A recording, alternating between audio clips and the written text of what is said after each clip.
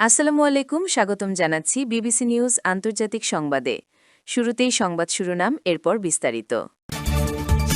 আঞ্চলিক যুদ্ধের হুঁশিয়ারি দিলেন খামেনি। পাল্টা পদক্ষেপে ইউরোপীয় সেনাবাহিনীকে সন্ত্রাসী গোষ্ঠী ঘোষণা ইরানের। ঘরে খাবার মজুত করছেন ইরানিরা। গাজার রাফা ক্রসিং আংশিক খুলে দিল দখলদার ইসরায়েল। দর্শক, এতক্ষণ শুনছিলেন সংবাদ শিরোনাম। এখন বিস্তারিত। আপনি যদি ইসরায়েলের ধ্বংস চান এবং মুসলিমদের পাশে থাকেন, তাহলে ভিডিওতে লাইক করে চ্যানেলটি অবশ্যই সাবস্ক্রাইব করে দিবেন এবং আপনার মূল্যবান মতামত অবশ্যই কমেন্টে লিখে জানিয়ে দিবেন। এখন বিস্তারিত। আঞ্চলিক যুদ্ধের হুঁশিয়ারি দিলেন খামেনি। যুক্তরাষ্ট্র হামলা চালালে তা আঞ্চলিক সংঘাতের রূপ নিতে পারে বলে সতর্ক করেছেন ইরানের সর্বোচ্চ নেতা আয়াতুল্লাহ আলী খামেনি। ইরানের আশপাশে যুক্তরাষ্ট্রের ব্যাপক সামরিক উপস্থিতি ঘিরে সৃষ্ট উত্তেজনাকর পরিস্থিতির মাঝে ওই হুঁশিয়ারি দিয়েছেন দেশটির সর্বোচ্চ নেতা। রোববার ইরানের রাষ্ট্রীয় সংবাদমাধ্যমের খবরে জানানো হয়, খামেনি বলেছেন, ট্রাম্প নিয়মিতই বলেন যে তিনি রণতরী এনেছেন। এসব দেখে ইরানি জাতি ভয় পায় না। ইরানি জনগণ এসব হুমকিতে বিচলিত হবে না। তিনি বলেন, আমরা হামলার সূচনাকারী নই এবং কোনো দেশকে আক্রমণ করতে চাই না। তবে যে কেউ আক্রমণ কিংবা হয়রানি করলে ইরানি জাতি তার বিরুদ্ধে শক্ত আঘাত হানবে। তবে ইরান যুক্তরাষ্ট্রের উত্তেজনায় কূটনৈতিক সমাধানের সম্ভাবনা এখনও রয়েছে বলে জানিয়েছে তেহরান। দেশটির সরকারি কর্মকর্তারা বলেছেন, তারা এমন ন্যায্য আলোচনার জন্য প্রস্তুত যা তাদের প্রতিরক্ষামূলক সক্ষমতা খর্ব করার উদ্দেশ্য নয়। বর্তমানে যুক্তরাষ্ট্রের নৌবাহিনীর ৬টি ডেস্ট্রয়ার, একটি বিমানবাহী রণতরী এবং ৩টি লিটোরাল কমব্যাট জাহাজ মধ্যপ্রাচ্যে মোতায়েন রয়েছে।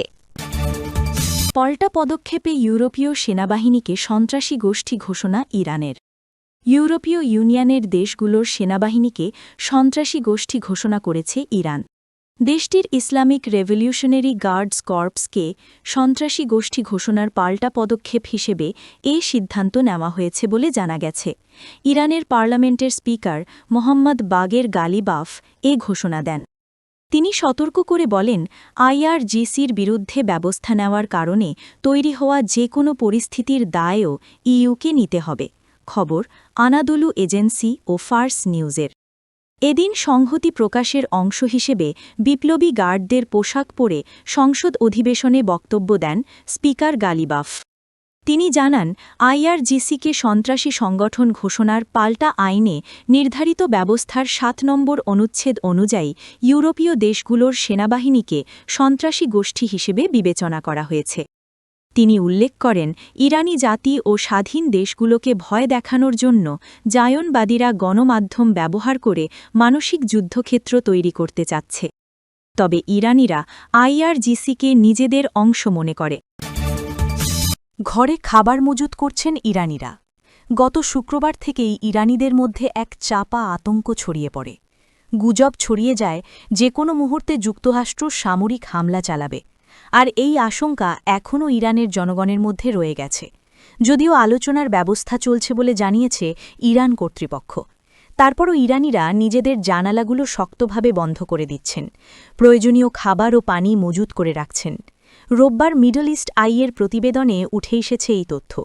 তেহরানের বাসিন্দা ৪৩ বছর বয়সী এক প্রকৌশলী বলেন, আমি শুধু অপেক্ষা করছিলাম কখন আঘাতটা আসবে। সকাল পর্যন্ত ঘুমাতে পারিনি, বারবার জেগে উঠছিলাম। বিস্ফোরণের কোনো শব্দ শুনি কিনা সেটাই কান পেতে শুনছিলাম। আজ রাতে কি হয় দেখা যাক।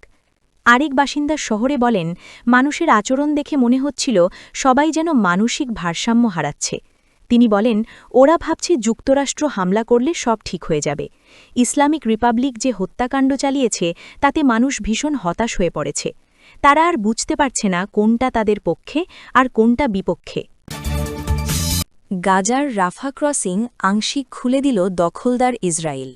দীর্ঘ ২ বছর বন্ধ থাকার পর গাজা ও মিশরের মধ্যকার গুরুত্বপূর্ণ রাফা সীমান্ত ক্রসিংটি একটি পাইলট অপারেশন বা পরীক্ষামূলক কার্যক্রমের আওতায় আংশিকভাবে খুলে দিয়েছে দখলদার ইসরায়েল।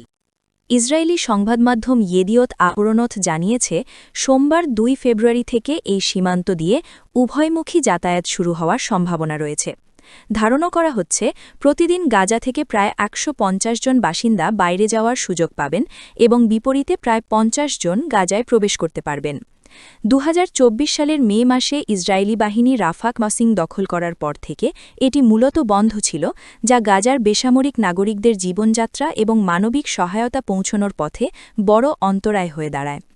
ফিলিস্তিনি বেসামরিক বিষয়ক সমন্বয়কারী ইসরায়েলি প্রতিরক্ষা মন্ত্রণালয়ের সংস্থা কোগাট নিশ্চিত করেছে যে বর্তমানে শুধুমাত্র নির্দিষ্ট বাসিন্দাদের চলাচলের জন্য ক্রসিংটি খোলা হয়েছে।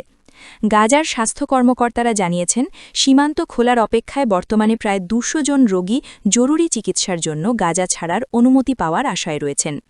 এছাড়া ফিলিস্তিনি কর্তৃপক্ষের সঙ্গে যুক্ত অন্তত ৪০ জন কর্মকর্তার একটি দল গাজায় তাদের কার্যক্রম শুরু করার জন্য মিশরীয় অংশে পৌঁছেছেন।